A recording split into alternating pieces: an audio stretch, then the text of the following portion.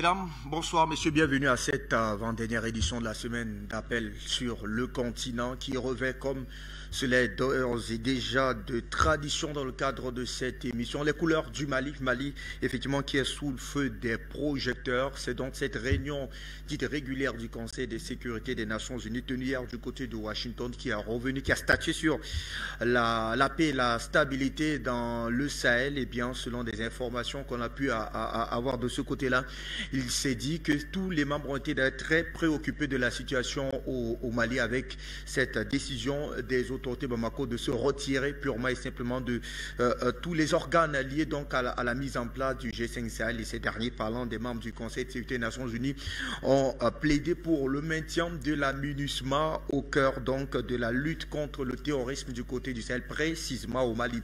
On en parle avec nos invités, Béhanzin Ngouchi qui est avec nous, mais surtout le général Issa Diarra. Béhanzin, je vous présente nos civilités dans le cadre de ce programme. Bonsoir, très cher ami, merci de nous retrouver au cœur de cette édition. Et avec vous, on va tenter de comprendre effectivement cette réunion dite régulière du Conseil de sécurité des Nations Unies tenue hier, encore une fois plus au centre des débats, le Mali. Bienvenue.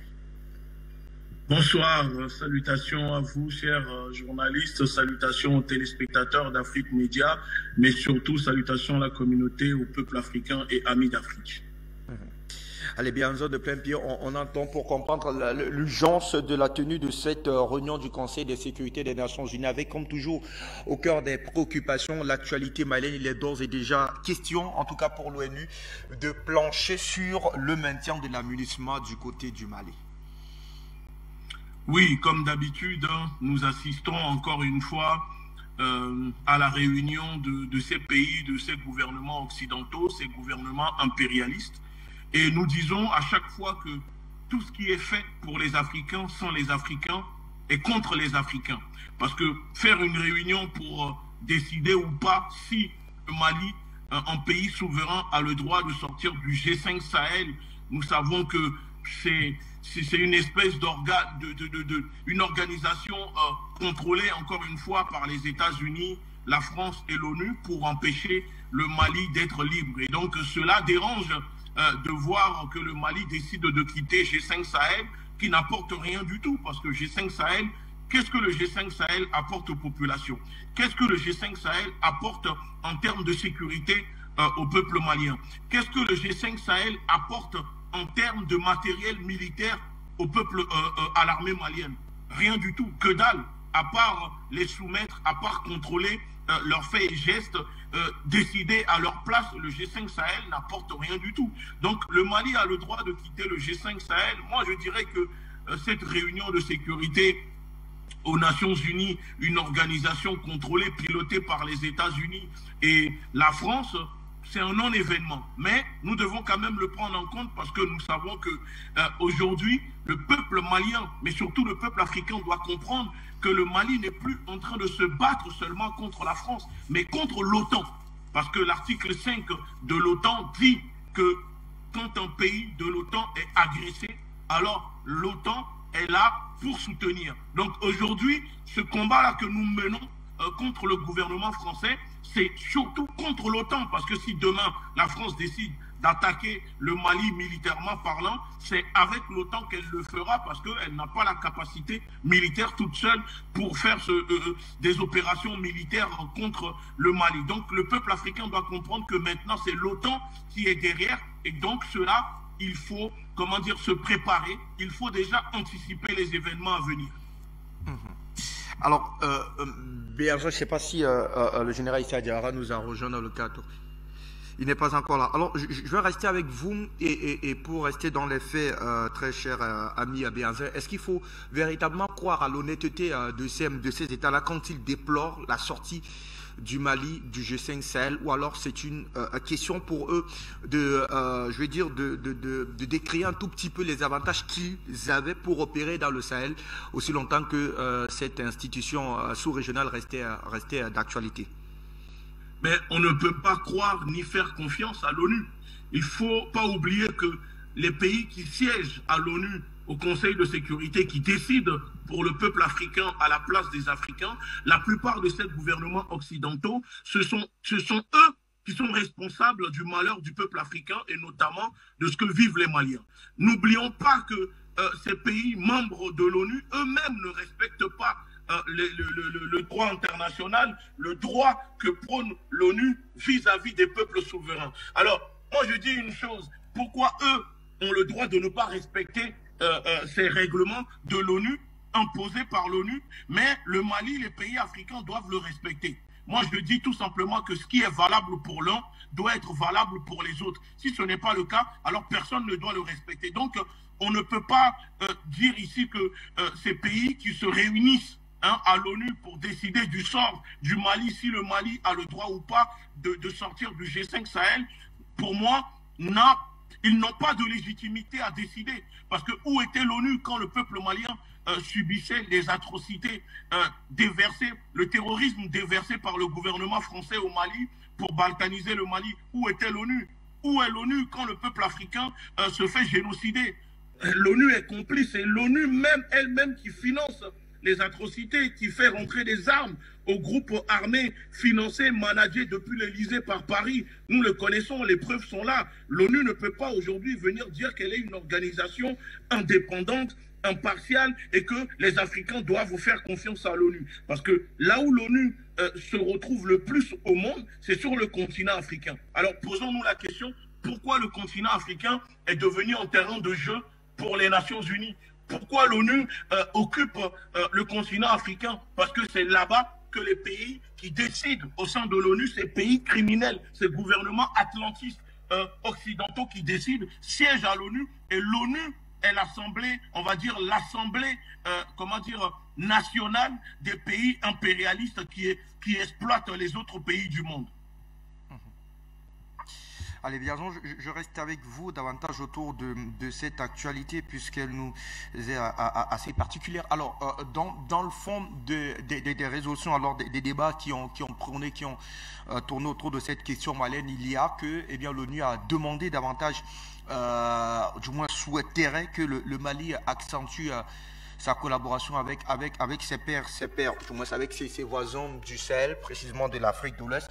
Mais une prise de position qui nous autres nous laisse quand même comprendre que cet organe-là, cette organisation non gouvernementale est vraisemblablement aux antipodes des réalités maliennes, puisque la dernière sortie, du moins le communiqué relatif à la sortie de Bamako du G5 Sahel, le colonel, le porte-parole du gouvernement avait laissé entendre que l'État malien est prêt à coopérer cette fois-là de manière beaucoup plus individuelle avec tous ses pairs, tous ses voisins de l'Afrique de l'Ouest, mais seulement ne voudrait plus combattre le terrorisme sous la bannière justement de cet organe, de cette organisation sous-régionale qui est visiblement aux ordres. Alors quand l'ONU demande au Mali de prôner le dialogue avec ses frères, avec ses voisins de l'Afrique de l'Ouest. Pourtant, ça fait d'ores et déjà partie des prérogatives du côté de Bamako. Est-ce qu'il est désormais clairement établi que l'ONU est aux antipodes des réalités que traverse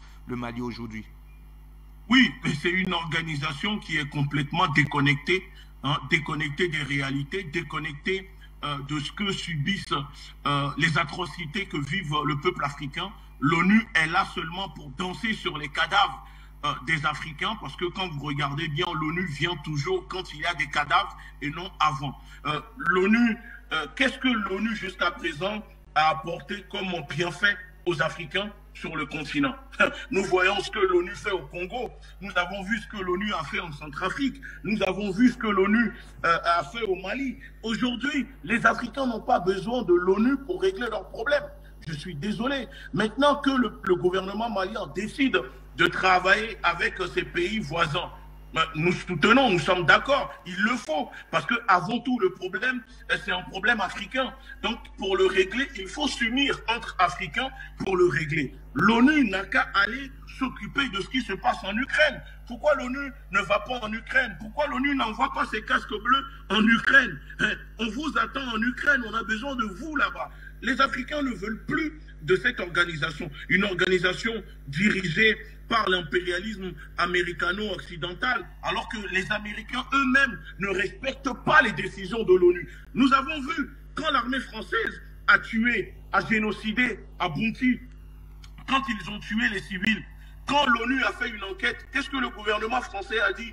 Allez circuler, il n'y a rien à voir. L'enquête là, on ne reconnaît pas votre enquête. C'est-à-dire que si un État comme la France qui se dit pays de droits de l'homme, pays de liberté, elle-même n'est pas capable de reconnaître une enquête de l'ONU, mais pourquoi les Africains doivent encore prendre l'ONU comme exemple pour régler leurs problèmes? Pourquoi nous devons aller inviter l'ONU pour venir régler nos problématiques à nous qui se passent sur le continent africain?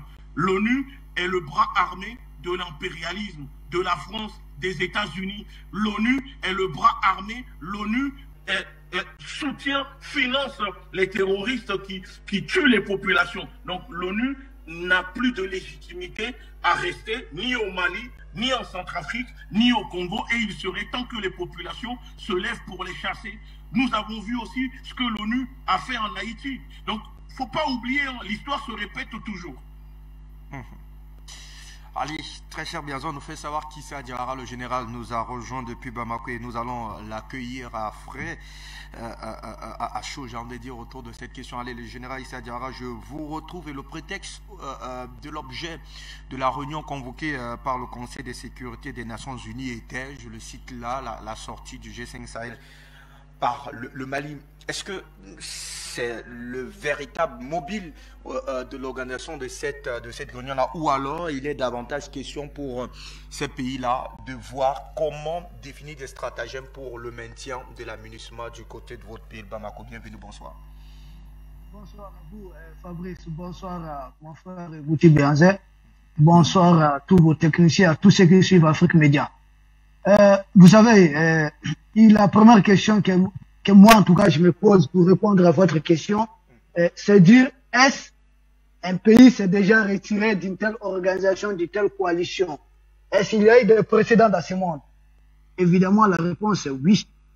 Plusieurs pays se sont déjà retirés de plusieurs organisations ou de plusieurs coalitions. Est-ce un pays, par la bénédiction de l'ONU, s'est déjà retrouvé scindé à deux et que l'ONU a reconnu l'indépendance de notre parti? Une fois de plus, la réponse est oui. Par exemple, quand vous prenez le Soudan, qui était le pays le plus vaste d'Afrique, ça a été scindé à deux tout simplement parce que le Soudan du Sud, de ce côté, il y a le bloc occidental qui y trouvait son compte. L'ONU n'a pas hésité à reconnaître. Maintenant, s'il y a eu déjà des précédents, pourquoi l'ONU s'oppose au retrait du Mali du G5 Sahel? Quel mandat le G5 Sahel tient-il de l'ONU? Est-ce que le G5 Sahel est une initiative de l'ONU? La réponse est non. Ce n'est pas une initiative de l'ONU. Le G5 Sahel, c'est une initiative de ces 5 États que la France s'est réappropriée.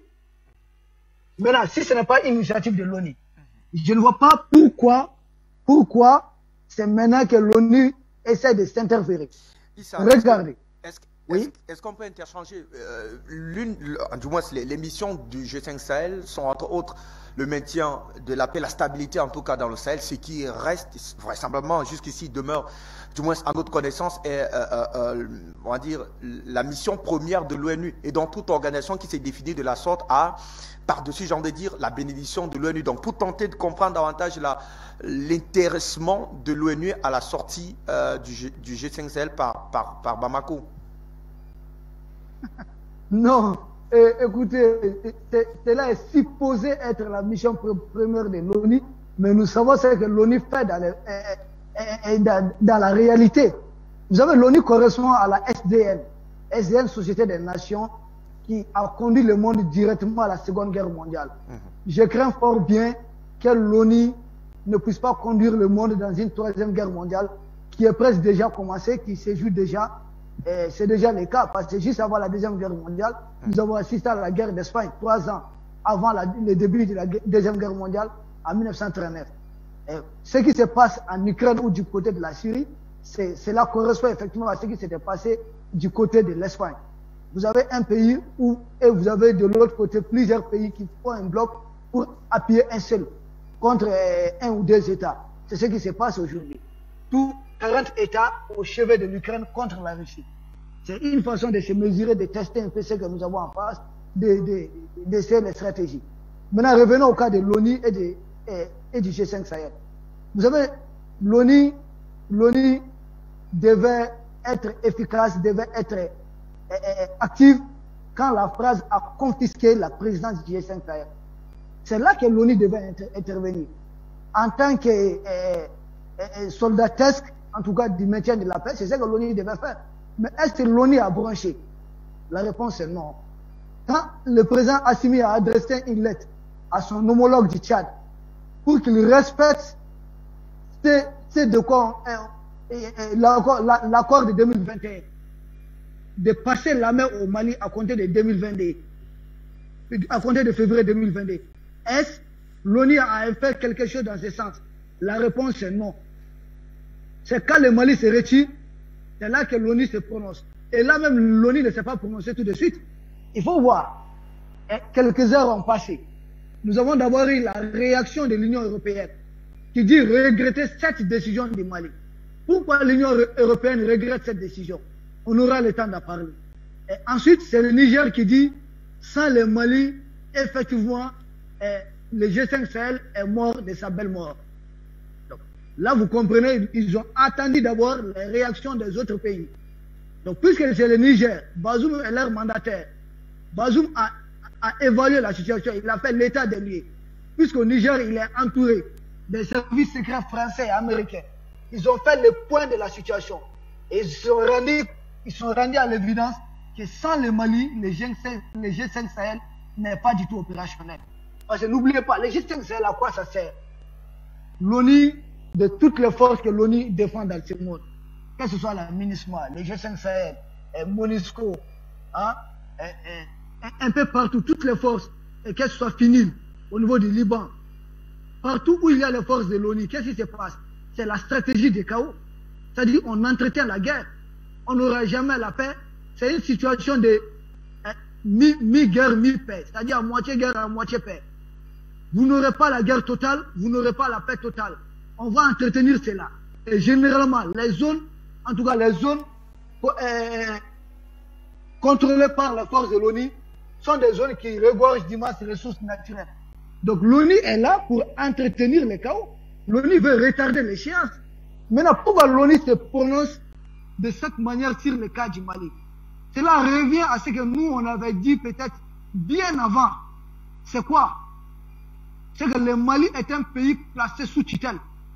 Ils avaient placé le Mali sous tutelle. C'est ça la vraie réponse. Sous tutelle de qui? Sous tutelle de l'ONU. C'est ce qui ne se dit pas. Placer un pays sous tutelle de l'ONU sans l'aval de ses dirigeants. Pourquoi le Mali s'est retrouvé sous tutelle de l'ONU? Comme ça se passe un peu aujourd'hui en Libye. Partout où ils ont semé le chaos. C'était le cas en Afghanistan. Où vous ne pouvez rien tant qu'on négocie d'abord au niveau je sais pas, du Conseil de sécurité de l'ONU. C'est à partir de là-bas que l'avenir, toute décision concernant le pays doit être discutée. Quand vous voyez qu'on arrive à ce niveau, dites-vous que le pays est d'emblée placé sous tutelle.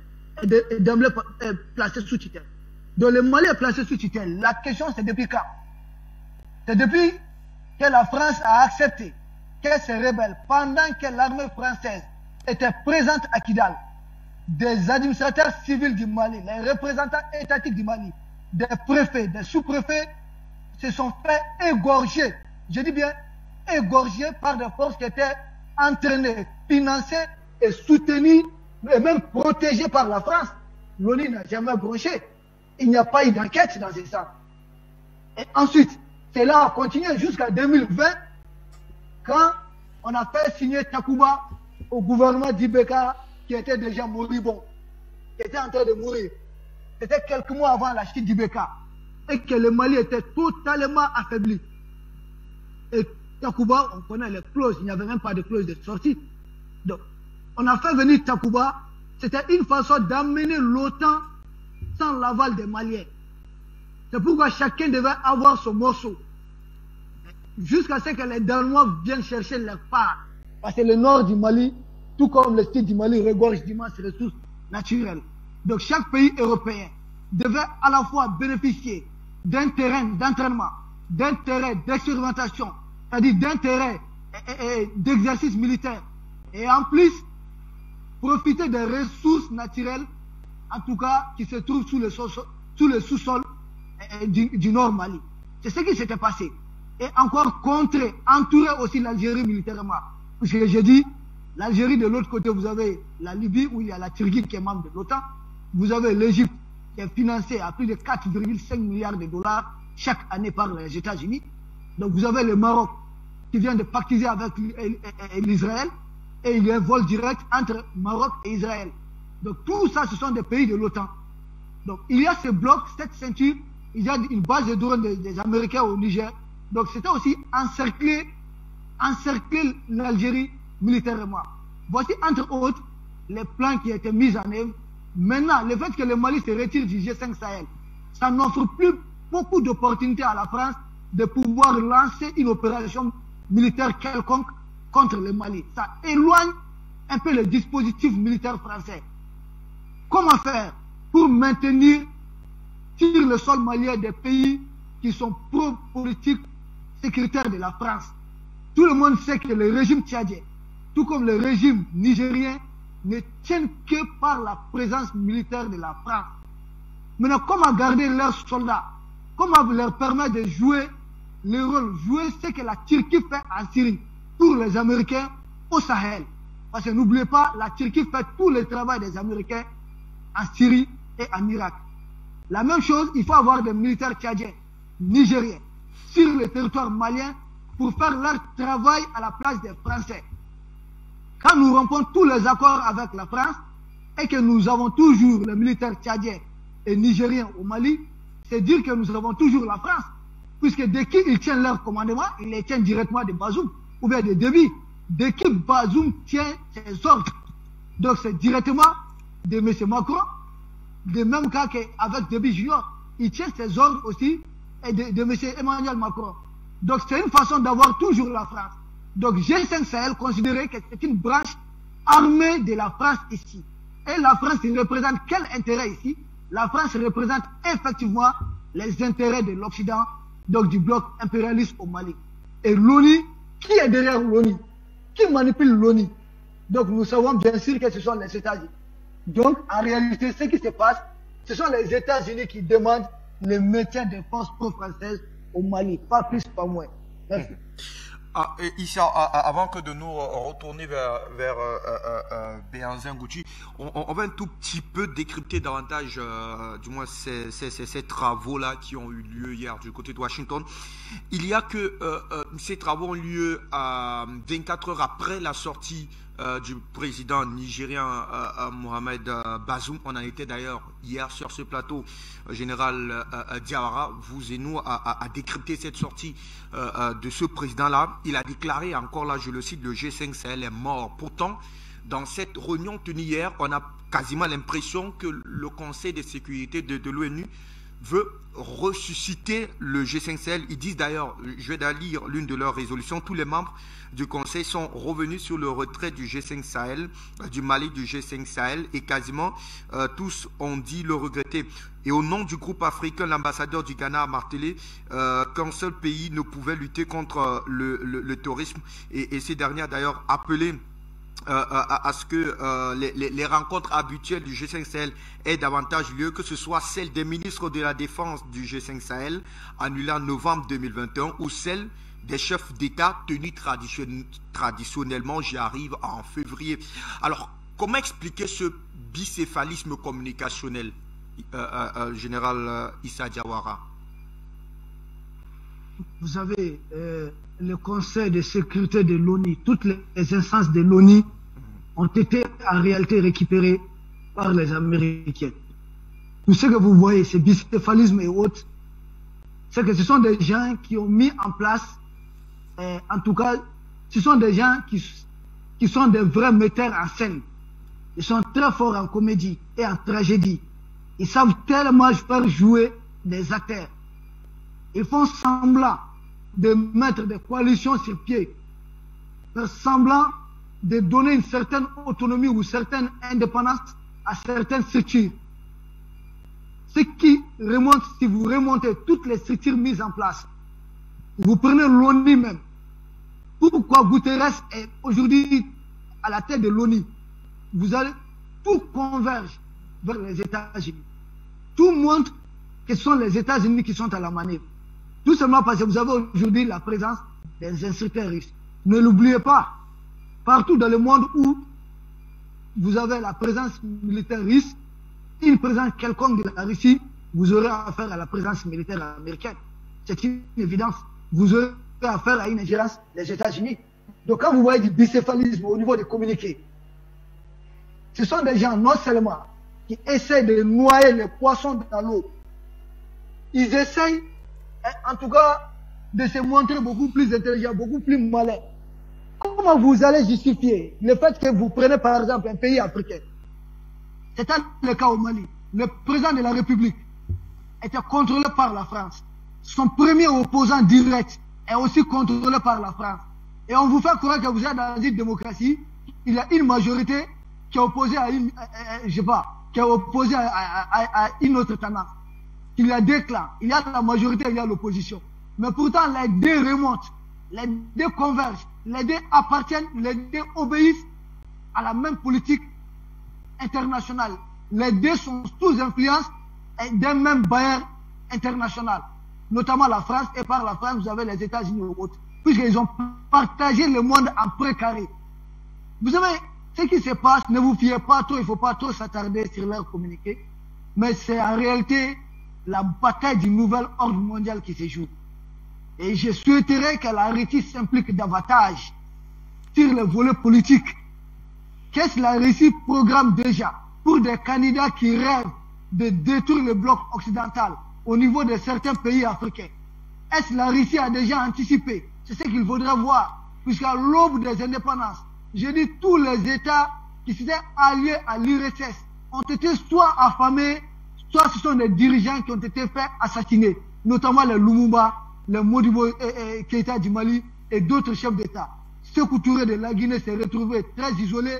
Est-ce que la Russie est en train de préparer des alternatives dans ce sens? Parce que si nous aussi nous ne nous adossons pas à une puissance solide de la taille de la Russie, comprenez qu'on va tout de suite se faire écraser, en tout cas par le bloc qui soutient la France, notamment le bloc des Américains, qui a les moyens financiers nécessaires, qui dispose de toutes les institutions internationales nécessaires, qui dispose des coalitions militaires nécessaires. Vous voyez qu'ils sont même en train d'infiltrer déjà la CEDEAO. Et pourquoi ils infiltrent la CEDEAO? Ça, c'est encore contre le Mali, contre des pays africains qui veulent leur souveraineté, qui sont en train de s'adosser à la Russie de façon circonstancielle pour franchir un cap. Nous ne sommes pas en train de nous faire recoloniser par la Russie, mais nous sommes en train d'échapper à un lion en tenant une main judicieuse, une main de grâce, la main tendue de l'autre côté, une perche qu'on nous jette. Donc là, il faut nous adosser à un pays qui a le droit de veto, qui puisse empêcher ces pays de venir faire une guerre tout de suite au nom, je ne sais pas, d'un motif presque qui n'existe pas, tout comme ils n'ont pas hésité à détruire Kadhafi. Si Kadhafi s'était adossé à la Russie ou à la Chine, je vous assure qu'il n'y aurait jamais eu d'intervention militaire contre Kadhafi et il n'y aurait jamais eu ce qui s'est passé en Libye, dont nous sommes victimes et que d'autres pays sont victimes. Donc leurs communiqués, ce sont des mises en scène. Ne vous fiez pas à cela. Et ce n'est pas gratuit qu'ils ont attendu. Ils ont attendu que Bazoum communique d'abord. Bazoum, c'est leur agent. C'est comme si vous envoyez un enfant. Vous l'envoyez, vous achetez quelque chose, des biscuits dans une boutique. Vous devez attendre son retour. Attendez qu'il vous fasse le compte rendu. Qu'est-ce qu'il a vu au niveau de la boutique? Qu'est-ce qu'il a vu dehors? Qu'est-ce qui se passe? Est-ce que papa même doit sortir ou papa ne doit pas sortir? C'est ce qui se passe, comprenez? Bazoum était en mission, donc il s'est rendu compte qu'il est impuissant. Il fallait qu'il fasse une déclaration publique pour permettre à la France de solliciter l'intervention directe des Américains et de tous leurs alliés. Bien, je vous retrouve sur cette actualité-là. Est-ce que, comme l'a dit tout à l'heure le général Issa Diawara, il est désormais clair que les États-Unis semblent véritablement se saisir davantage du dossier? Si tel est vrai que le président Mohamed Bazoum, le Nigérien, a visiblement communiqué je dirais, pour l'aile française, puisque dans sa sortie, il déclare ouvertement que le G5 Sahel est mort et donc pour beaucoup, il faille désormais peut-être voir une autre coalition. Mais seulement aujourd'hui, on a comme une espèce de pédalage de la part du son de cloche venu de l'Hexagone. Aujourd'hui, on nous demande visiblement de ressusciter en tout cas le G5 Sahel parce que ces derniers pourraient davantage permettre à lutter efficacement contre la montée du djihadisme. Comment expliquer, est-ce qu'on peut parler de rétro-pédalage ou alors de bicéphalisme communicationnel? Pour moi, vous savez, Bazoum est un tétrapode qui travaille pour le batracien qui est Macron. Macron lui-même travaille pour qui? Pour l'ONU et pour l'Union européenne. N'oublions pas que l'Europe est une colonie américaine. Donc les déclarations de Bazoum ont pour effet de faire comprendre, parce que là c'est quelque chose qu'il avoue. Souvenez-vous, Bazoum a déjà fait des interviews où dedans il pointe quand même du doigt les défaillances du G5 Sahel et le manque d'une organisation militaire africaine indépendante. Pour Bazoum, certes, il a des défauts, nous sommes d'accord qu'il travaille pour l'impérialisme, mais à ce niveau, je suis d'accord avec lui quand il critiquait dans son interview donnée, je crois, sur RFI, l'Observateur. Ouais. C'était, je crois, oui. La récente sortie, c'était avec le journal L'Obs et le quotidien La Croix. Voilà. La Croix. Ok. Donc voilà. Donc aujourd'hui, moi je pense que effectivement, le G5 Sahel est mort et ça n'a jamais fonctionné. Maintenant, est-ce que le G5 Sahel peut lutter contre le terrorisme? Non, nous le savons. Les États, les gouvernements africains le savaient depuis le début. Vous savez, moi j'ai discuté il y a quelques jours avec une personne travaillant pour un cabinet au niveau de la présidence d'un pays africain, je ne vais pas citer le nom, qui me disait, qui fait partie du G5 Sahel, qui me disait que depuis le début, nous étions au courant que ça n'allait pas fonctionner, mais on ne pouvait pas dire non. On nous a obligés à créer le G5 Sahel. Pourquoi? Tout simplement pour balkaniser et pour avoir la mainmise et contrôler les armées africaines du Sahel. Parce que l'objectif des États-Unis, de l'Union européenne et la France, c'est d'empêcher que les armées africaines deviennent des armées puissantes, indépendantes. Parce que qui dit une armée africaine puissante, dit menace directement pour la France, les États-Unis et l'Union européenne. Donc il faut balkaniser comme ça les pays en créant des organes G5 Sahel, ceci. Mais aujourd'hui, le terrorisme ne s'arrête pas seulement au Sahel. Nous le voyons que le fait que l'armée malienne monte en puissance, les terroristes se déplacent vers le golfe de Guinée, le Togo, le Bénin, etc. Donc est-ce qu'on peut continuer à garder le G5 Sahel en disant que le G5 Sahel est là pour lutter contre le terrorisme, alors que le G5 Sahel est mort dans l'œuf avant même de fonctionner? Aujourd'hui, l'essentiel pour lutter contre le terrorisme, parce que, qu'on soit clair, on ne peut pas vaincre le terrorisme à 100%. Mais pour lutter contre le terrorisme, ce n'est pas avec le G5 Sahel. Il faut que les pays africains puissent créer une armée, une coalition africaine. Une armée capable, par exemple, vous prenez le Niger, peut détacher 1000 militaires, le Mali, 1000 militaires, le Togo, 1000 militaires, le Burkina, 1000 militaires. Et si vous prenez 1000, au niveau des 14 pays, ça fait à peu près 14 000 militaires. Et les gouvernements africains ont la capacité de financer cela facilement. Mais s'ils ne peuvent pas le faire, ce n'est pas la volonté, ce n'est pas un manque de volonté. C'est tout simplement parce que l'ONU, les États-Unis, l'Union européenne et la France, dirigée par le batracien politique qui est Macron, empêchent la création de cela, d'une armée africaine puissante capable de neutraliser les petits mains utilisés par le Quai d'Orsay, managés par l'Élysée, qui sont soi-disant ces terroristes qui viennent sur des motos, qui égorgent des populations, qui tuent des populations. Parce qu'au Mali, il faut quand même le rappeler, c'est très important de le répéter, parce que répéter, c'est de la pédagogie. Oublions pas que l'ONU a quand même empêché l'armée malienne au Mali, au nord du Mali, de tuer, de neutraliser les groupes armés au Mali. Donc si l'ONU est là réellement pour lutter contre le terrorisme, pourquoi l'ONU empêchait à l'époque, avant l'arrivée des militaires au Mali, que l'armée malienne puisse neutraliser des hommes armés au nord? Donc l'ONU, il faut vraiment que les Africains comprennent que ce n'est pas une organisation qui défend l'intérêt des Africains, mais qui défend plutôt l'intérêt des gouvernements occidentaux, des gouvernements impérialistes. Donc, les sorties de Bazoum nous confirment cela, que le G5 Sahel est mort. Il a fallu quand même que le Mali quitte le G5 Sahel pour que Bazoum, le tétrapode politique, puisse venir dire que le G5 Sahel est mort. Alors, si le G5 Sahel est mort, qu'est-ce que demande Bazoum? Que propose Bazoum? Indirectement, c'est une façon de dire, écoutez, puisque au Niger, il y a les bases militaires de tout le monde, de l'armée française, des Américains. Alors, il faut peut-être maintenant que les États-Unis interviennent parce que la France ne travaille plus bien. Puisque la France travaille pour les Américains, bah peut-être Bazoum essaye de faire un appel de pied directement aux Américains pour dire aux Américains, prenez la tête des choses, gérez les choses. Parce que n'oublions pas quand même qu'au Niger, Bazoum vient de radier des militaires, des officiers de l'armée se font radier en ce moment. Il y a des rafles en ce moment au niveau de l'armée. Bazoum accuse ses officiers de tentative de coup d'État ou de préparation de coup d'État. Donc les militaires qui sont influents, les officiers au sein de l'armée, se font radier ou enfermer sur demande de l'État français, et on laisse seulement que ces militaires qui n'ont pas la capacité de tenir tête à l'impérialisme. Donc il se passe beaucoup de choses. Et si les pays africains continuent de rester les bras croisés en croyant que ce qui se passe au Mali, ça ne les concerne pas, nous disons au gouvernement africain, regardez la réalité. Aujourd'hui, ces hommes armés sont déjà chez vous, se déplacent un peu partout sur le continent. Donc il est temps de former une coalition, parce que si vous prenez le Burkina, si le Burkina saute complètement, si le verrou saute au Burkina, alors le Togo sera inondé, le Bénin sera inondé, et voire même une partie du Ghana, parce que le Nigeria, il y a déjà Boko Haram, et donc la boucle est bouclée. C'est l'objectif de l'ONU, des États-Unis, de la France, et de balkaniser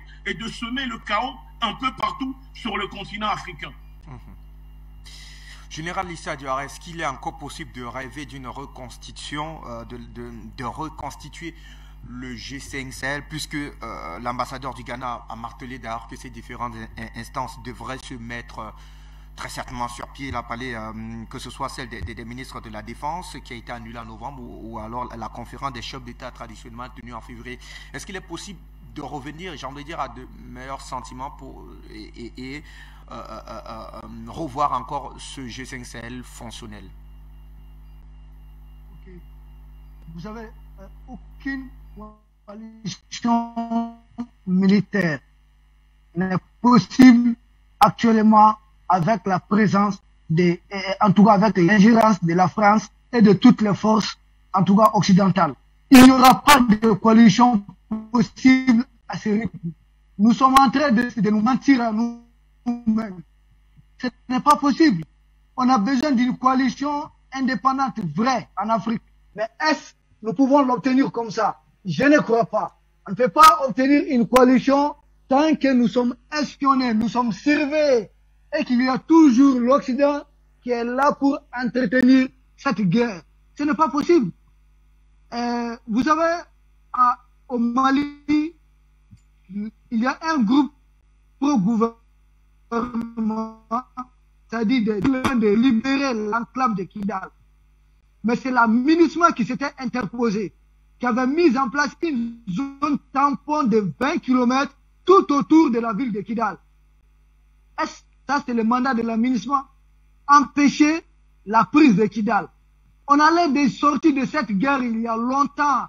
Ces gens-là, ils ont mis tout en œuvre pour faire perdurer cette guerre inutilement. Comment mettre en place une coalition africaine vraie?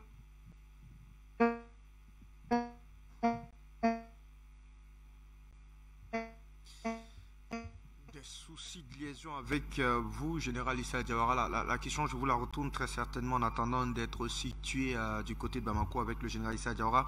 Béhanzé Ngouchi, est-ce qu'en l'état actuel des choses, il est possible avec l'ingérence occidentale? Ce n'est pas possible. Ce n'est pas possible. Regardez, la CEDEAO piétine tous les textes de la CEDEAO. Prenez-les moi, c'est la même chose. On ne peut pas continuer comme ça. À quoi sert le G5 Sahel? À quoi sert le G5 Sahel? Pourquoi le Mali avait adhéré au G5 Sahel? Nous avons adhéré au G5 Sahel pour conjuguer nos efforts afin de détruire ensemble l'ennemi commun qui était très mobile entre nos frontières. C'était ça l'objectif. Nous nous sommes mis ensemble. Et c'est la France seule qui a mandat de se promener dans toutes nos capitales. L'armée française est présente au Mali, au Burkina, au Niger, au Tchad, au Sénégal, en Côte d'Ivoire. Elle est partout à la fois. Mais nous ne sommes nulle part à la fois. Mais comment nous pouvons évoluer? C'est elle qui collabore avec tout le monde. Il n'y a que la France et les terroristes qui sont partout à la fois. Je ne sais pas si vous comprenez cela.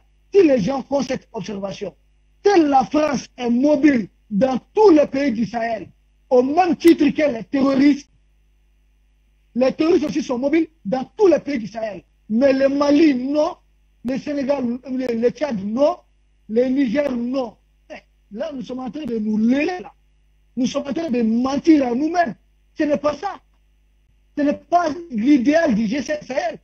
Ce n'est pas pour cela que le G5 Sahel a été créé. Mais vu que la vraie raison du G5 Sahel est presque, on ne peut même pas l'atteindre, elle n'est plus à portée de main, et que le G5 Sahel est devenu un outil de la France qui décide de qui doit la diriger, de qui doit le diriger et de qui ne doit pas le diriger. Mais là, nous n'avons plus raison d'être. Qui peut rester dans le G5 Sahel? C'est uniquement des pays qui obéissent aujourd'hui politiquement à la France. Il ne peut pas avoir de coalition, une fois de plus. Tant que nous avons non seulement la présence militaire de l'Occident ici, mais leur présence économique, financière massive en Afrique. Il a été question de mettre en place une monnaie commune.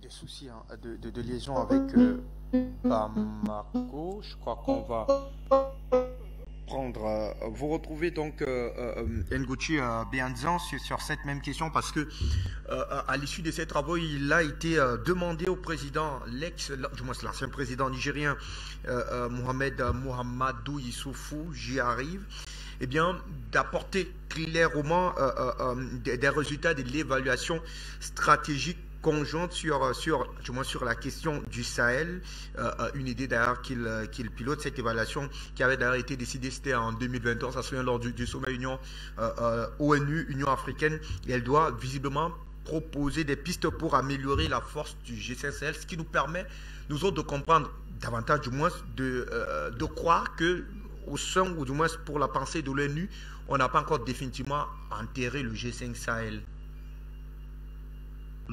Excusez-moi, cher journaliste, avant de répondre à votre question, je tenais juste à faire, si vous permettez, annoncer qu'il y a une mobilisation organisée en Afrique du Sud, à Johannesburg, devant l'ambassade de France par le frère Julius Malema, le parti EEF, le parti politique en Afrique du Sud. Donc, pour les Africains qui sont en Afrique du Sud, les francophones, n'hésitez pas le 25 de ce mois à 10 h à venir soutenir cette mobilisation qui exige le départ de la France en Afrique organisée par Julius Malema. Alors, pour revenir sur votre question, vous savez, pendant que nous sommes en train de découvrir la réalité que le G5 Sahel est mort, les États-Unis sont en train de déployer leur armée en Somalie. Ça veut dire que pendant que les Africains sont là, les bras croisés, à regarder le monde se défiler, les autres se préparent à la guerre et sont déjà en train de balkaniser, se positionner un peu partout sur notre continent. Mais ça doit quand même interpeller les Africains d'apprendre que les États-Unis envoient une armée en Somalie quand nous savons ce qui s'est passé en Somalie avec l'armée américaine. C'est-à-dire qu'il y a quelque chose qui se passe. Donc le peuple africain doit se réveiller. Le G5 Sahel, quand on prend le G5 Sahel, jusqu'à présent, les dirigeants du G5 Sahel nous disent que les promesses d'argent que les pays occidentaux promettaient de donner pour faire fonctionner le G5 Sahel, ils ne l'ont jamais reçu. Ils ne reçoivent jamais les promesses de dons que font les pays occidentaux.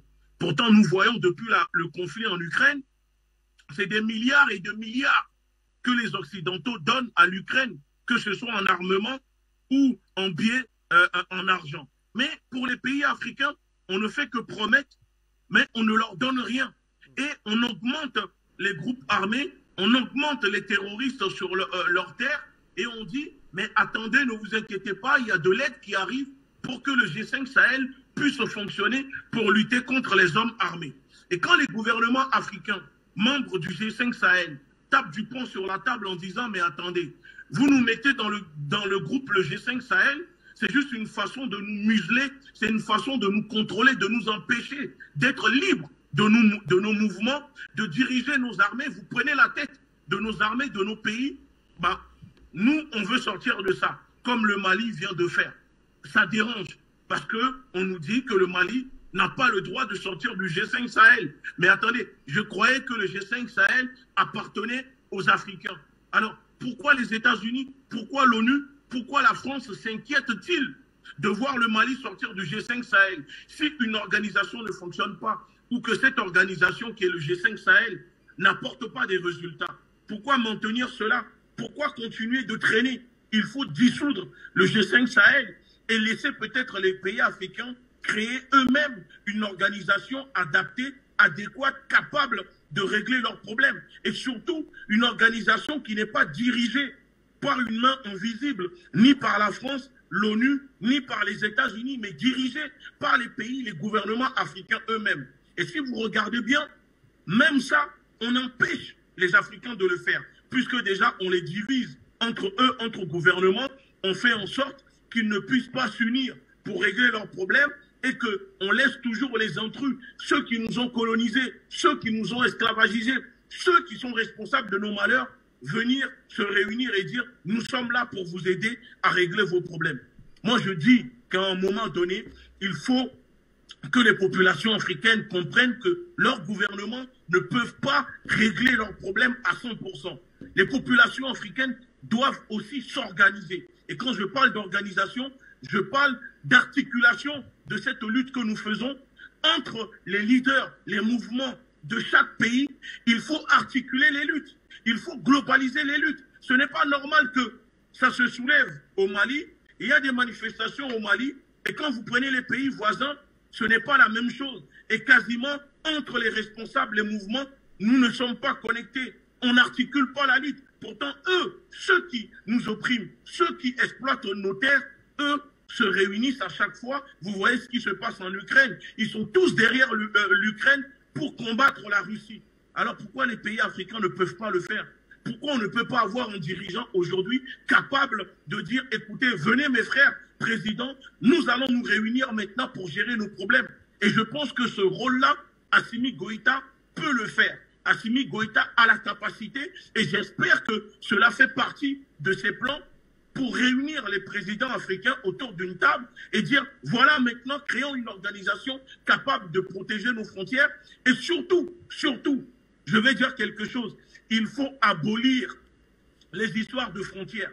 Moi, je parlais encore avec des militaires togolais hier qui me disaient, vous savez, les terroristes, quand ils viennent attaquer au Togo, l'armée togolaise, quand l'armée togolaise pourchasse ces terroristes, une fois qu'ils rentrent au Burkina Faso, on ne peut plus rien faire, on est obligé de les laisser partir. Est-ce que ça, c'est normal que, par exemple, le Mali peut pourchasser des terroristes au Mali et une fois que ces terroristes rentrent au Niger, l'armée malienne ne peut pas continuer à les traquer parce qu'il y a un problème de frontières entre Africains, entre pays, il n'y a pas de libre circulation. Et donc, il faut abolir, il faut casser cela et se mettre d'accord en signant des accords pour dire, voilà, l'armée togolaise peut intervenir aux frontières avec le Bénin.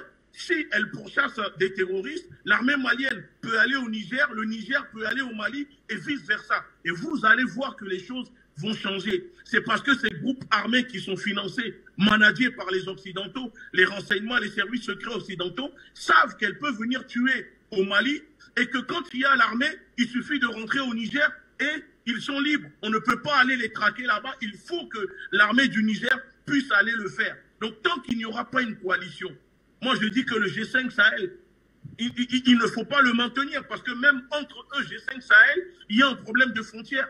Il faut avoir l'autorisation avant que l'armée malienne puisse aller au Niger, l'armée Niger puisse aller au Mali et vice-versa. C'est une aberration. Je suis désolé. Ça ne doit pas exister. Surtout que le G5 Sahel, les pays africains, vous avez les mêmes ennemis. Un ennemi commun qui est les groupes armés, les terroristes. Alors pourquoi continuer à rester dans cette division? Chacun s'observe, chacun reste dans son coin pendant que le continent africain est en train de se faire engloutir. Pendant qu'on égorge nos parents, on égorge nos grands-mères, on égorge nos enfants. Vous êtes là, vous attendez que les Occidentaux viennent régler vos problèmes. Stop! À un moment, il faut prendre nos responsabilités. C'est bien de pointer du doigt les Occidentaux, mais à un moment, il faut aussi que les Africains prennent leurs responsabilités.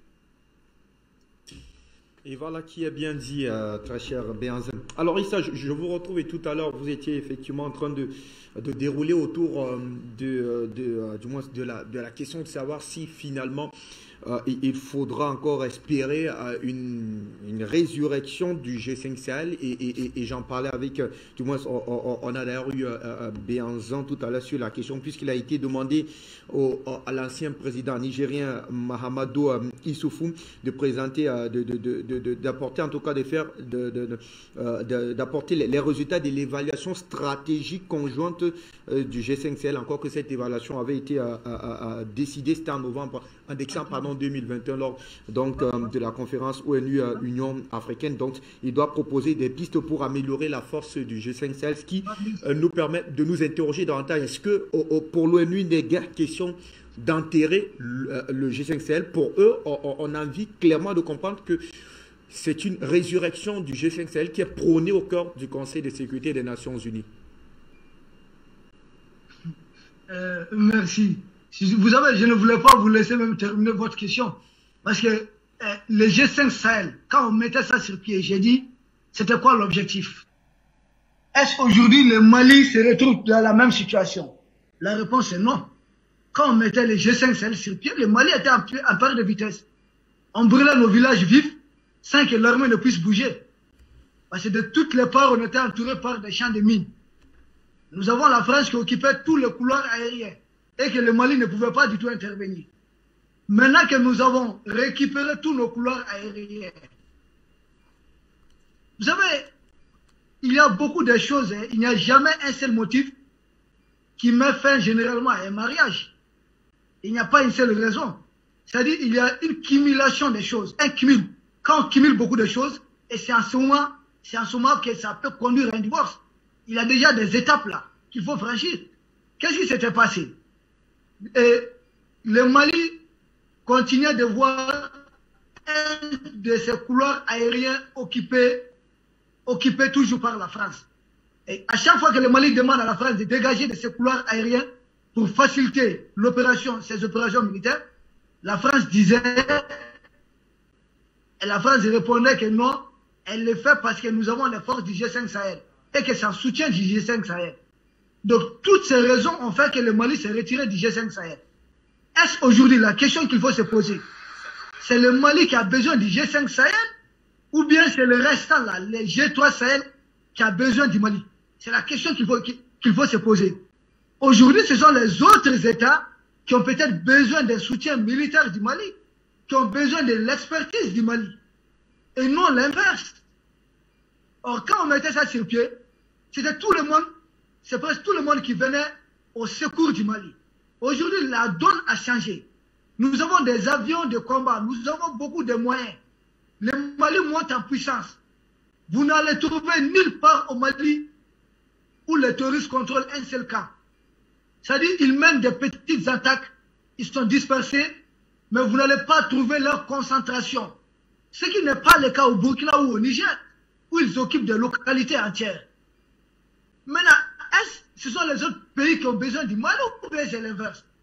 Moi, je pense ce qui doit être débattu à l'ONU, c'est dire comment le Mali puisse apporter son expertise au Niger et au Burkina. C'est la question qui doit être posée, puisque la Mauritanie n'a jamais connu, en tout cas, ces 10 dernières années, n'a pas connu d'attaque terroriste sur son sol. Vous savez, le Mali, à son temps, avait autant du président Amadou Toumani Touré, que son âme repose en paix. Le Mali avait permis à l'armée mauritanienne d'attaquer l'Al-Qaïda, qui avait mené quelques attaques sur le territoire mauritanien. Et l'armée mauritanienne avait pénétré le territoire malien jusqu'à hauteur de 5 km. Ce sont des faits vérifiables. Pour mener une opération. Donc, ça, c'était déjà un lien bilatéral beaucoup plus solide que le G5 Sahel actuellement. Je l'ai dit et je crois que mon frère Béanzé est revenu là-dessus.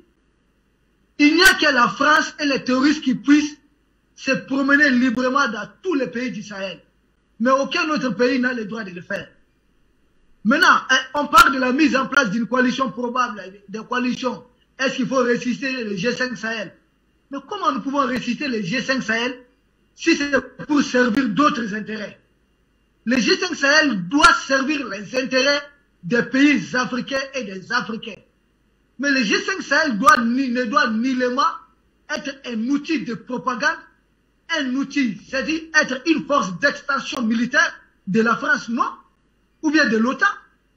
Le G5 Sahel ne doit pas être un instrument. Puisque n'oubliez pas, quand la France veut se battre, généralement, elle fait appel au Tchad. C'est la même, ça me fait penser à la jeunesse hitlérienne. La jeunesse hitlérienne, vous savez, c'est ça qu'on avait fait appeler dans la stratégie de guerre que les généraux allemands avaient mise en place, les chairs à canot. Chairs à canot, c'était des enfants qu'on envoyait devant. Le fait de connaître, de découvrir la position de l'ennemi. C'est ce qui s'est passé dans la libération de la France, dans ce qu'on appelait le débarquement de Normandie. Vous avez les généraux américains qui ont planifié le débarquement de Normandie. Savaient pertinemment bien que les premiers hommes qui vont tenter de poser leurs pieds sur la plage seront tous suite tués. Mais il fallait que ces jeunes-là tombent pour que d'autres viennent marcher sur leur corps, avancer, et que ces derniers tombent à leur tour pour que d'autres avancent. C'est un peu ce qui se passe avec le G5 Sahel. La France envoie d'abord les militaires tchadiens, nos frères du Niger, au four et au moulin contre les terroristes. C'est la même chose que la France nous faisait. Tout simplement pour entretenir le chaos sur le long terme. Vous voyez, c'est la même chose qu'ils sont en train de faire avec l'Ukraine. Ils disent qu'ils financent les Ukrainiens. Ils arment les Ukrainiens. Ils envoient tous les enfants ratés de leur propre pays, soi-disant qu'ils sont des volontaires en Ukraine, pour se faire abattre, essayer d'affaiblir la Russie avant un jour de faire place à ce qu'ils sont en train de préparer. Aujourd'hui, ressusciter le G5 Sahel, ça serait dans l'intérêt de qui? C'est la question qu'il faut se poser. En tout cas, tout sauf dans l'intérêt de nos États. Ça serait dans l'intérêt de la France, qui aura toujours des armées qui lui sont fidèles sur le territoire d'un pays qui lui est opposé, notamment le Mali. C'est ça le vrai problème. Sinon, si le Mali se retire, dites tout simplement que vous avez pris bonne note et que vous allez continuer, vous allez refaire, peut-être vous allez ajouter le Nigeria au G5 Sahel, ou vous allez l'élargir peut-être à un autre pays, vassal de la France. Mais pourquoi vouloir maintenir le Mali dans les lots? C'est tout simplement une raison, un motif pour la France de maintenir une force militaire qui lui est fidèle, qui lui est acquise sur le territoire d'un pays qui lui est hostile. Voici la vraie raison. L'aménagement, c'est le même cas. Le G5 Sahel, c'est le même cas. Tous ces pays-là, c'est des fausses couvertures. Ce sont des forces qui obéissent uniquement aux intérêts de l'OTAN. Et je vous le dis, vous savez ce qui s'est passé en Côte d'Ivoire? C'est la force de l'ONU qui s'est attaquée aux forces de Bago, à l'armée ivoirienne. Donc les forces de l'ONU là ne servent que les intérêts de la France et d'autres intérêts du bloc occidental. Donc ne croyez pas que ce sont des forces nettes, bien au contraire, ce sont des forces qui n'hésiteront pas à appuyer l'armée française dans le cadre d'une large coalition contre le Mali. Donc le Mali a compris le jeu, c'est pourquoi le G5 Sahel, ça sera sans nous. Merci. Allez, je reste avec vous, général Issa Diarra, parce qu'on va tenter de contourner davantage cette question-là. Pourquoi est-ce que l'ONU aujourd'hui s'entête à ce que l'on ait toujours affaire à ce G5 Sahel? Pourquoi ne pas, comme vous l'avez si bien dit, prôner un G4 Sahel, un G7 Sahel, chercher d'autres États qui sont visiblement attaqués, puisque vous l'avez d'ailleurs évoqué, non, je crois que c'est Bianzin qui l'a dit, le golfe de Guinée est lui aujourd'hui complètement attaqué. Aucun pays de l'Afrique de l'Ouest n'est aujourd'hui épargné. Le Bénin, le Togo et même la Côte d'Ivoire semblent aujourd'hui faire l'objet des attaques terroristes. Pourquoi les États-Unis, du moins sous l'ONU, s'entêtent éperdument à faire perdurer le G5 Sahel avec davantage la présence du Mali? Est-ce qu'il y a un enjeu particulier? L'enjeu, c'est cet adage qui est très populaire. Les bons business se font en temps de guerre. C'est ça le principal enjeu. Les bons business se font en temps de guerre. C'est-à-dire qu'il faut maintenir, c'est-à-dire no man's land façon, il faut maintenir une insécurité façon, il faut que l'Occident garde toujours la main pour continuer à bien piller les ressources. Ce n'est pas gratuit qu'on avait fait perdurer les guerres du Libéria et de la Sierra Leone. On pouvait mettre fin à cette guerre, mais puisque c'était des pays qui produisaient les diamants à grande échelle, à quoi sert bon de mettre fin à cette guerre et qu'il y ait un État stable sur pied qui va vous vendre les diamants à un prix beaucoup plus élevé? Mettez-vous dans la peau de l'Occident. Pourquoi vous allez mettre fin à une telle guerre?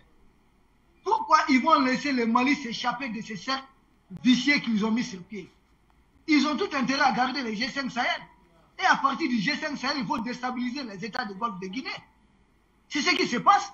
Il faut que les G5 Sahel soient une base arrière. Et ils vont mettre en place ce que moi je vois venir de mon point de vue. C'est une autre coalition au niveau du Golfe de Guinée qui doit voir les jours.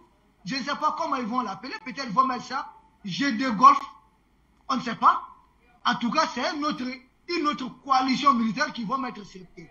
Et cette même coalition sera parrainée par les mêmes qui sont en train de parrainer aujourd'hui le G5 et la MINUSMA. Ils ne vont pas se limiter à ce niveau. Puisque si le Golfe de Guinée est déstabilisé, ça veut dire que les terroristes sont en mesure de prendre les larges, prendre la mer. Ils peuvent facilement se pointer au niveau du Gabon, au niveau du Congo. Et à ce niveau, vous allez voir d'autres coalitions militaires au niveau de l'Afrique centrale aussi. Ces gens, vous pensez que ces gens-là ont besoin de l'essor des Africains au bien de l'Afrique? Ah non! Pour eux, l'Afrique, c'est un réservoir. Ils ont besoin de l'Afrique sans les Africains. C'est ça le problème. Si nous avons des Africains qui nous obéissent, ah, tant mieux. Mais si nous avons des Africains qui ne nous obéissent pas, et qu'eux, ils ne sont pas des humanistes, ils ne sont pas dans l'humanitaire, tout ce qu'ils veulent, c'est ce dont l'Afrique regorge. Comment nous pouvons l'atteindre? S'il faut faire la guerre à l'Afrique, s'il faut déstabiliser l'Afrique, mais tant pis, ils vont le faire. Donc pour eux, ils ne sont pas dans les sentiments. Hein. Vous savez, nous autres Africains, nous sommes vraiment dans les sentiments. Quand nous prenons ceux qui sont en collabo avec les Occidentaux, nous les traitons bien, nous les soignons, on nous envoie ces gens-là des droits de l'homme, on nous envoie attentats des droits de l'homme, nous les traitons bien et les mêmes vont renverser nos régimes. Mais les Occidentaux n'ont pas de pitié. Vous voyez, ils n'hésitent pas à empoisonner leurs opposants. Vous avez vu ce que Sarkozy a fait à DSK. Et ils sont sans pitié, ils n'ont pas de sentiments. Mais quand ils ont besoin de l'Afrique, ils sont sans pitié. Mais par contre, nous autres Africains, nous sommes trop sentimentalistes. Nous sommes dans les sentiments. Nous laissons les choses pourrir.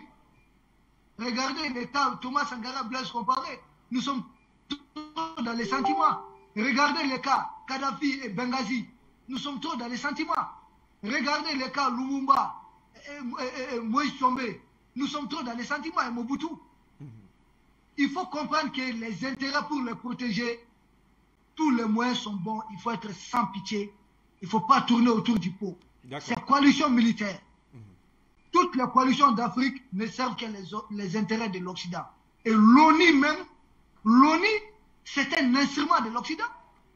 Pourquoi vous prenez l'ONU comme une force à part entière? L'ONU sert l'intérêt de qui dans le monde? Pour qui l'ONU sanctionne? Quand est-ce que l'ONU délivre des résolutions? S'il n'y a pas de veto russe ou chinois, est-ce que l'ONU n'est pas prête à délivrer des résolutions pour écraser tous les pays du monde? S'il faut le faire, il le faut. Si l'Occident doit régner sur un tas de ruines, pourvu que les États occidentaux soient épargnés, l'ONU ne va pas hésiter une seule seconde. D'accord. Où se trouve l'ONU? Où se trouve le siège de l'ONU? Qui finance l'ONU? Qui entretient l'ONU? Qui fait élire, en tout cas, le secrétaire général de l'ONU? Tout ce sont des questions qu'il faut mettre sur la table. Merci. Général Issa Diawara, il nous reste une cinquaine de minutes pour sortir définitivement de cette actualité-là. L'enjeu est donc là, nous le connaissons tous, le maintien ou non de la MINUSMA au Mali, et la date butoir, c'est, je crois, celle du 20 juin. Béhanzin, je vous retrouve tout à l'heure, ça sera votre mot de fin, et puis vous avez d'ailleurs évoqué tout à l'heure cette grande manif qui est donc à venir du côté de l'Afrique du Sud. Je crois qu'on nous mettra d'ailleurs cette image du parti FFF du côté de l'Afrique du Sud qui déclare d'ailleurs, je cite en anglais, to demand the withdrawal of France from the continent, pour exiger le retrait de la France du côté du continent africain. C'est donc annoncé pour le 25 mai 2022 à 10 h heure de l'Afrique du Sud. En tout cas, le message, il est passé, et on va sortir avec vous, Béhanzin, en 1 minute 30, tout au plus 2. Que doit-on retenir effectivement de cette actualité malienne? Nous devons retenir de cette actualité malienne que les choses bougent énormément. Plein de choses que nous avons annoncées ici sur Afrique Média sont en train de se passer, et que si tout se passe bien, normalement prochainement, le Mali risque encore de faire des annonces qui feront trembler la France, l'impérialisme, l'ONU et les États-Unis. Donc il faut continuer à pousser cette mobilisation, à pousser cette fièvre qui anime le peuple malien pour que le peuple malien se libère. Parce que si le Mali se libère totalement, alors sachez-le que ce vent balayera le continent africain. Et donc aujourd'hui, la France est vraiment, le gouvernement français s'inquiète énormément, et on peut dire que c'est le conflit en Ukraine qui vient de sauver un peu le gouvernement français, parce que sur les réseaux, il y a tellement une fièvre que je pense qu'ils étaient dépassés. Mais il ne faut pas qu'ils s'inquiètent. Les Africains ne sont pas en train de s'endormir. Nous allons continuer à pousser les choses, et nous allons libérer nos terres. La nation africaine va se libérer. Le peuple noir dans le monde, afro-descendant dans le monde, va se libérer, et nous allons retrouver notre dignité. Parce qu'à un moment, trop c'est trop. Rendez-vous le 25 mai en Afrique du Sud, devant l'ambassade de France à Johannesburg. On va sortir avec vous autour de cette actualité. L'enjeu, on l'a dit, c'est donc le maintien ou pas de la présence de la force multidimensionnelle intégrée donc pour le maintien de la paix dans votre pays, le Mali. La date butoir est donc donnée pour le 20. La MINUSMA partira, ne partira-t-elle pas? En tout cas, l'interrogation reste demeure. Que doit-on retenir, Général Issa Diawara? Il faudra retenir que la seule force de maintien au Mali qui vaille, ce sont les forces armées du Mali. Nous n'avons pas à nous faire imposer une force de maintien de paix. Nous, on ne sait pas ce qui veut dire imposer une aide à quelqu'un. Nous ne savons pas du tout ce que ça veut dire. Nous ne comprenons pas, ça veut dire quoi aider quelqu'un de force. Est-ce que l'aide là, c'est obligatoire? L'aide n'est pas obligatoire. Donc, ce qu'il faut retenir, le Mali est souverain, et le Mali veut collaborer avec qui il veut dans le cadre de ses intérêts. Ce n'est pas à quelqu'un d'autre de nous montrer, nous, notre intérêt. Même les enfants aujourd'hui, ils savent s'ils veulent les bonbons ou bien biscuits. Les enfants savent faire la part des choses. À plus forte raison, un État aussi vieux que le nôtre, qui est plus ancien que l'Europe. Mais comment c'est la France, un pays qui ne nous vaut pas à moitié, et qui est récent par rapport à nous, même s'ils se sont fait appeler le vieux continent. Comment c'est ces pays qui vont nous dire que rester dans ça ou rester dans ça? Nous ne sommes plus dans ça. Il y a encore des États vassaux, des dirigeants laquais qui sont prêts à ce qu'on leur indique les chemins, là où il faut poser les pas. Mais nous avons dépassé ce stade. Nous sommes déjà projetés. C'est l'après-France que nous sommes en train de voir. Comment réussir mieux sans la France? Comment faire mieux? Comment réussir là où ces Occidentaux ont échoué? Et comment réparer tous les dégâts qui sont causés ici? Je remercie tout le monde et mes salutations à tout le monde. Merci. À vous continentalement, merci Général Issa Diawara. Panafricanement, votre Béhanzin Ngouti. Merci à vous très cher monsieur de nous avoir suivi. Merci beaucoup. On se donne rendez-vous très prochainement pour une nouvelle édition d'Appel sur le continent, mais vous ne décrochez surtout pas, parce qu'après moi, le journal africain s'installe avec Christelle Ouandi. Très bonne suite des programmes sur votre télévision panafricaine. Bonsoir.